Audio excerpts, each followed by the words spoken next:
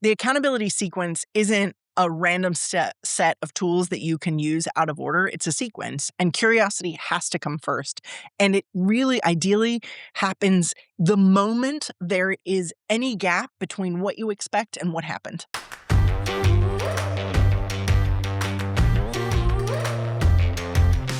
Hi, Julie. How are you today?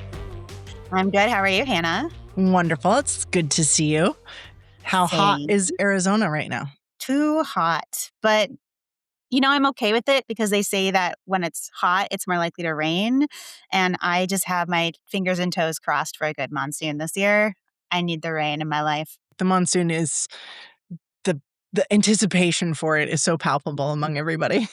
Gosh, you feel it in your bones. What's it like in Spain right now? There's a heat dome over Europe, but I am not experiencing much of it. Like, it is hot here, but it's not 90 degrees. But the humidity is like 100%, which is so sweaty. That is very sweaty. I grew up in the land of humidity, and it is no joke. I crave the oven of the desert a little bit. I'm like, oh my God, just a blast of hot, dry air would be so nice right now.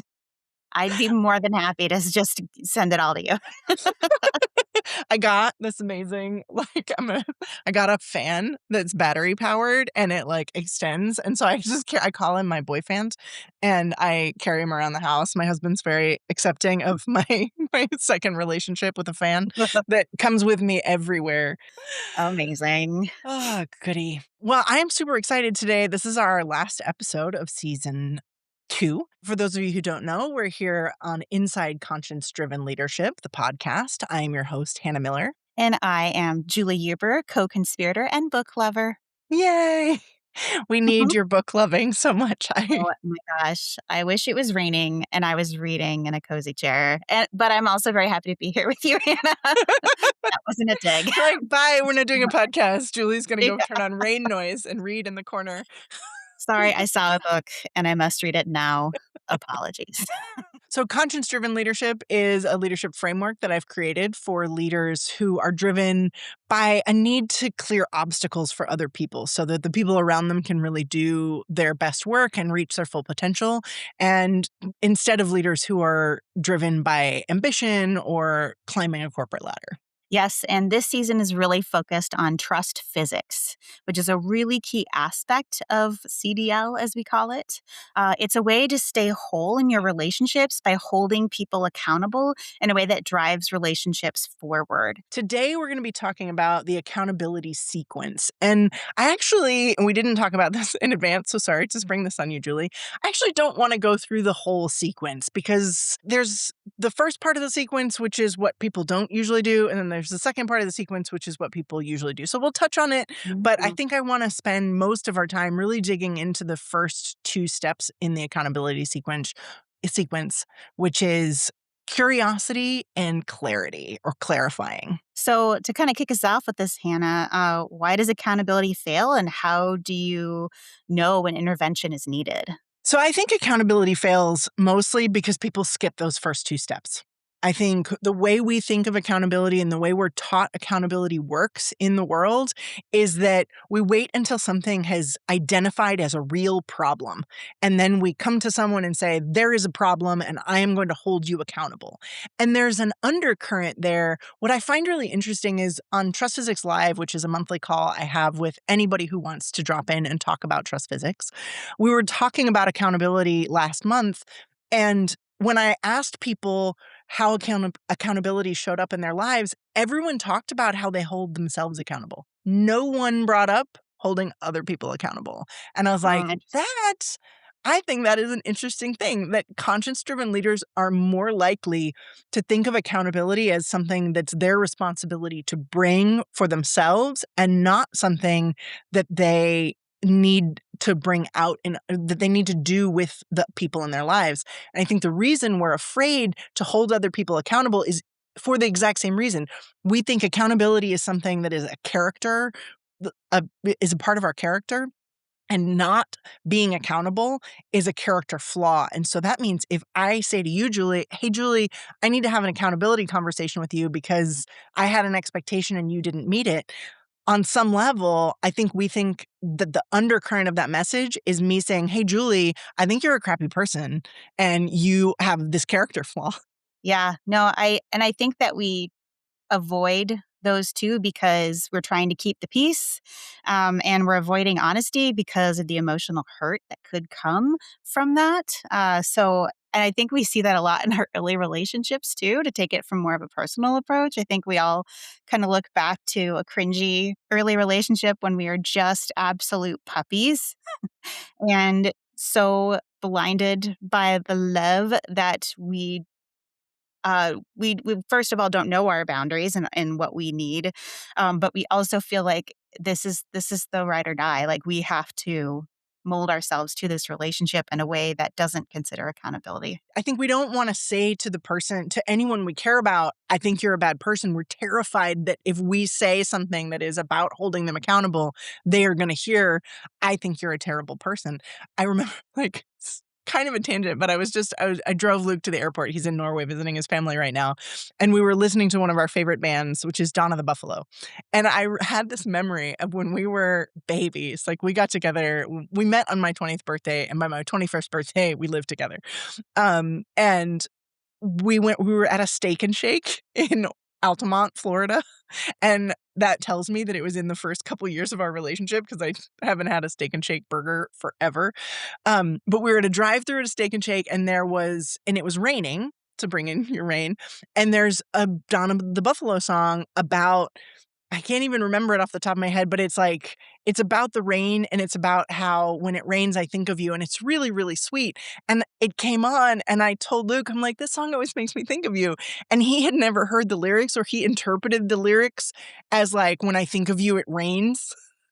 And he was Ah. so hurt in that moment. He was just like, oh, how dare you? Like, why would you say something like that to me? And I was like, what are you talking about? This is the nicest song I can think of. I was trying to be sweet. And so, like, we're terrified of that moment of misunderstanding. And so instead we keep quiet. And the bitch of it is, and I'm going to have to mark on the thing that I swear on the podcast again. The bitch of it is that when we don't tell someone something, when it's nothing to say anything, we're afraid we're going to hurt their feelings, so we don't say anything. And therefore, we guarantee we're going to hurt their feelings when we do tell them about it, because we're going to say something when it's been 3 times. And then I'm saying to you at that point, you missed all the signals. And it's because I didn't tell you what the signals were, right? I failed to signal you. And so, of course, you failed to know that it was a problem because I didn't say anything. So I think that's why accountability fails most of the time. There's also a piece where some people don't want to be held accountable, and so they will gaslight the crap out of you when you hold them accountable, and that is a different episode. That's what I was thinking too, is it does take a level of safety for that to be true. Yes. But if you aren't feeling safe in a relationship, that is very much a whole nother thing. Yeah. And we'll touch on that in season 3. That comes up because not everybody is going to respond well to being held accountable, and how we handle when someone refuses accountability and communicates to us that they're not interested in a relationship where we get to stay whole. That gives us a choice, which is where the accountability sequence ends, right? Like, the 5th step is, this relationship is not going to work anymore. We'll circle back to that because ending relationships is heavier than we're ready for, I think, at this point in our podcast. Totally. But when we are in a safe relationship that we really want to keep whole, that first step is really curiosity. And I love this because it's something really key to the organization I run, SARSEF. We talk about it. So basically, what we do is we help students see that they're already amazing scientists and engineers. This isn't something that we're giving to them, it's something they already have inherent in them because they are curious and they care about their world. And so it's really taking those things and making those connections to science, to engineering, so that they have a process that they can take their curiosity to. And we also bring that internally. It's not just the students that we work with, it's also the staff. Because anytime that instead of saying, this person wronged me, instead saying, I'm really curious what happened there. Can you talk to me about it? That is such a game changer. And so it's an opportunity to ask questions and be interested before something is really on fire. It's a chance to say, I'm curious about that. Can we talk about it? And that is such an easier entry point than, why did you do this? That was wrong. Well, you don't Exactly. actually have all the facts to be able to say that yet. Yeah. One of the things I learned in coaching actually is that what and how questions elicit a way more receptive response than why question. Why did you do this is always going to trigger a defensive response. Whereas I'm curious what you were thinking. I'm curious how you came to this conclusion. So I'm curious sets you up to use a what or a how question. And it's why it's the first step in the sequence because it's so necessary. If the very first time something happens, so going back to Luke and I in the car in the rain at Steak and Shake, when he misunderstood what I was saying, I didn't say, why do you think I would do that? Like, I didn't escalate. Like, my nature is to be curious. I'm like, what do you think the song means? Because I meant it as something really nice. Like, would it be okay? What can I share the actual lyrics with you and tell you what I was thinking? And then it dissipated rather than escalating and getting into a fight where we're trapped in a car because he misunderstood me. I just got curious about what happened. What happened genuinely? And so the accountability sequence isn't a random set of tools that you can use out of order. It's a sequence, and curiosity has to come first. And it really ideally happens the moment there is any gap between what you expect and what happened. The Hmm. first time, the tiniest gap, because if you express your curiosity in that moment, there is no consequence to it. Right? There's nobody's in trouble. It's like, hey, I noticed a thing. Let's talk about the thing because I was a little, I'm interested. That's not what I expected. Walk me through it. Maybe what they're doing makes total sense and you are just missing a piece. Maybe it doesn't make sense. And at that point, it's very easy to guide them, be like, oh, I see where you're coming from, but actually, next time, can we do it this way? And here's why. Yeah, and you may realize, actually, you did things just the way you should have in this scenario, and we don't need to change anything. It doesn't mean that you really even have to control that situation. It just might mean better communication is going to help you with that relationship and understand the situation. Right. And that's why it's curiosity, not question. It's not just ask them what happened, it's be genuinely interested. Like if you can bring genuine interest and curiosity into a situation where there's a gap between expectation and reality, there's no mustard. There's no damage to the relationship. It's fine. And you're teaching the other person you're in a relationship with that they can come to you. If they're confused by what you do, asking questions is totally fine. And really, if you do curiosity well, most situations won't ever escalate to the second step in the sequence. And that's how the sequence is intended to be used, is that if you do one step well, you won't get to the next one nearly as often. And if you do the next one well, the number of times you get to step 3 is practically none. That's great. It What it reminds me of is a more of a personal example. Um, so I have an amazing step kiddo. Love them very much. Shout out. I know that they listen. Uh, and when we first kind of came together, um, we had our very first Easter. And that's when I really realized just how different people's celebrations are. Because my husband, well, boyfriend at the time, and I were preparing for Easter. And, we were doing all the things. We thought we were on the same page. And then we get to the night before. And I'm like, oh, great. So did you get this and this? And he's like, no, what are you talking about? And I'm like, that is how you celebrate Easter, is you come down and the Easter bunny has left you a basket of things that you're excited to open and candy, and it's just great. He's like, no, no, no. You come down and at some point things get hidden in the yard and you find them and you fight with people over them. He didn't say that part, but I did learn that that's kind of part of the family tradition. And we realized we were on completely different pages and we thought we were on the same track and we just weren't. And we could have had an accountability conversation of, why didn't you do this right? But it's not like there's a right here. Instead, it was, let's actually just sit down and talk through what Easter was to us as kids. And by doing that, we were able to find the right hybrid, and also kind of redefine it for what we wanted for my step kiddo. And so that was amazing. And it became very much ours because we had that pause and we had that moment of curiosity to really sit and say, oh, actually, we need to pull this apart a little bit more. Yeah, what does this mean to you? What does this mean to me?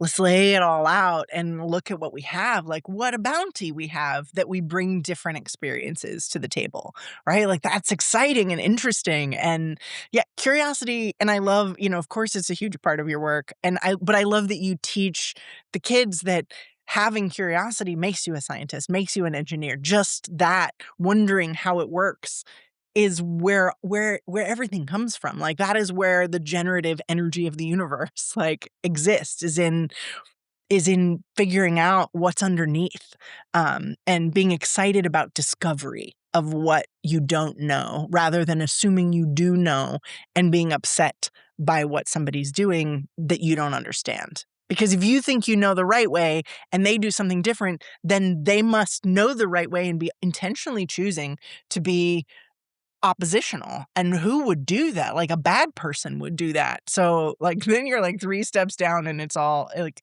the relationship is so damaged if you skip this step. But if the same thing happens again, right? Like, so next Easter comes around and the things you've agreed on don't happen, right? You've agreed we're going to do a basket that you come down to, and next year he's like, no, I didn't buy baskets because baskets are stupid. Right? Like, I can Sounds totally very much imagine. like my Yeah, husband. Yeah. absolutely. It Totally sounds like relate. someone you'd be married to. Or just like, no, I thought we decided we weren't going to do baskets. And you're like, oh, we did decide to do baskets. That's the moment for clarifying, right? So hang on. We had this conversation before and somehow we're not on the same page. So I want to take this opportunity to make sure clearly that we're on the same page. Like, I thought the last conversation we had landed with us understanding each other, but evidently I was wrong. So, I do want to understand how you got here, but I also want to make sure we leave this conversation with total clarity about what happens next time. So, because if this were to happen in the future, that would constitute a trend, and that's not what we want. So, the really important part about the clarify step is that you start shadowing what the next conversation is, so that if you get to the next conversation, it's not a surprise. Because the biggest problem in accountability is ultimately when we surprise each other. And I didn't say that when we talked about it before, but I think it was underneath what I was saying, right? Like, when we say to you, hey, you missed all these signals, that's, and you are like, I didn't see any signals, then you're surprised. And the trust in the relationship is fractured because we didn't have clarity. So that's why clarify is the second step in the sequence, is because we want there to be no question that we're on the same page. And we want to say, if this continues, if we continue to not be on the same page, if we can't stay aligned, then that will constitute a problem in our relationship and we'll have to deal with that differently. I don't anticipate that. No reason we need to, but I want you to know, if this doesn't change, if we keep having this problem, that will be a more serious conversation. Yeah. It makes me think about how that shifts things so that we can have a shared solution too. Because if you're really on the same team and you're wanting to work together, then they'll appreciate that clarity too. And thinking about the Easter example again, yeah, a year later, we might both not remember exactly what we agreed to. That actually makes total sense to me. But in year two, it might be the time to actually just kind of write something down or to have something shared so that we can remember it. Or maybe we just recognize that it's going to be evolving Mhm. over the first few before we really have something that we stick to each time. There's it doesn't mean the clarity is you did it wrong and I'm right. It is, okay, well, I feel like we had the conversation. It sounds like we need to revisit it, but this isn't a punishment, it's a clarity. Yeah, how do we agree we're going to prevent this happening next time? So maybe that agreement is, let's put in the calendar next year. When is Easter next year? Let's put a note in the calendar a month beforehand to have a chat about what we're doing for Easter. So we don't have to remember it. Like, we could write it down and make Easter rules, or we could just be like, hey, when it's 4 weeks before Easter, let's touch base and decide what we're doing so we're on the same page. Yeah, absolutely. So it doesn't have to be, again, neither of the first steps are about it being a big deal. The first 2 steps are about avoiding someone feeling like they're in trouble. Because as soon as somebody feels like they're in trouble or somebody else feels like they're getting someone else in trouble, the relationship there's tension at the seams and the relationship is breaking down. Like that's erosion happening in a relationship if you feel like you're in trouble.